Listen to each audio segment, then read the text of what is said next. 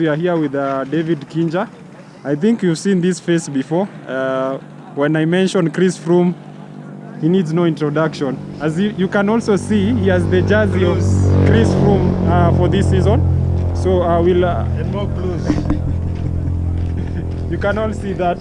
So he was one of the riders that before Njoroge's death managed to ride with him in the Commonwealth Games of 2014. So perhaps he could give us a small description of who Njoroge was as a rider, because he managed to indulge with him in the races. Yeah, in Njoroge, yes, good memories. We had lots of local racing in Njoroge. I saw him rising up from a Black Mamba rider, quite strong on the Black Mamba, and then transitioning to road biking. He was probably the best climber we ever had. He didn't have the looks of a climber as such, but he was short and stout. He was really stable on a bike. And we did many races locally. One of the favorite races I did with them is, we used to call it Teule 100. That was the race from Emali to Loitoktok. It's 100 kilometers. And always from Kimana to Loitoktok, which is just now a graduate climb. This is the place where I will always look for Njoroge, because back in those days, the Kenyan riders would gang up on me. But I always knew Njoroge, their leader, was always, he always had good favor on my side. He really liked me. We were always doing well. And they would set him up to go on the last attack, and I would be manning him. And most of the time will be like three of us in front, him, myself, and maybe another one rider. They would really try to crack me, and they finally would, because this climb was always a long one. It's like 18 kilometers. But we did many other races, including the Commonwealth Games in 2014. That was the main big race we did with him last, before he went away. And yeah, he was such a nice guy. He was humble. He was down to earth. He was always quiet. When you meet him, you wouldn't say he was such a strong rider. He didn't show.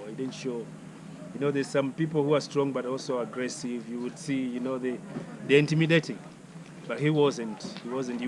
If you didn't know him, you would overlook him, and then you will be surprised to say, oh, this guy actually won. So yeah, when he was racing in Eastern Asia, and then it was, I think, the Tour de Matambun, and then we were racing back here in the Tour de Machakos. Remember, 2016? 2014. We were racing in the Tour de Machakos. Yeah, and on the third stage, we received the news that he was involved in an accident. Yeah, he was on the downhills, and somebody had let a loose car into the race route. And the road was also wet, so he rammed right into the car. And he did not make it to the hospital. So this was really disturbing news, because personally I had a really good relationship with him. I was already teaching him technical mountain biking. Whenever he was free, he would come over, we did some mountain biking. And I always told him if he learned how to handle his bicycle well, by learning the skills, would be such a good rider. And then he was gone, all of a sudden gone. And then now we only have memories of him. And for that reason, we hold this Njoroge Memorial Race in his hometown in Guinea. And his home just behind here, about 6-7 kilometers inside. Yeah, we've been there as well. And yeah, it's the best thing we can do for him. We have a lot of other fallen heroes, riders, and I think the cycling fraternity, the cycling family comes together for such, and helping us together, helping each other for our own sport, and this is the best thing we can do. So we really appreciate the organization for this as a memorial, and we can see that it's one of the most loved events. It's getting to be very competitive as well, and very fast-paced. So it's a good event. Sawa.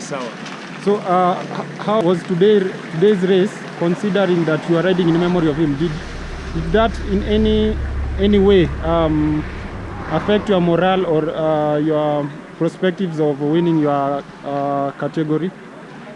Not really. I never come to this race with a racing mind as such, but it's a race. I always come into this race in my capacity as a rider who knew Njoroge, and for the respect of Njoroge, and for the respect of the event itself as an event that brings riders together in memory of one of our greats, but also as a way to help build the cycling sport. So it's a memorial race, and it should remain as a memorial race. It's quite competitive. It doesn't have that big cash prizes or whatever, but you never know in the future. So I've won this race once. I think it was the second version of it, and I have not won again because since I retired, I don't train for competition, but I do coach for competition. So we have riders like the guy who came in 5th. He's only 2 years into serious racing now. He's one of the guys I'm working with, and a few more. So I'm happy when I bring them here and I see results. Last year he did not do very well, and this year he's already in top 5. Only the Kenyan riders beat him. So these are the reasons which inspire me also to keep doing these things. Thanks for that. Definitely wait to see you in the next races and maybe catch with you later. Karibu, asante sana.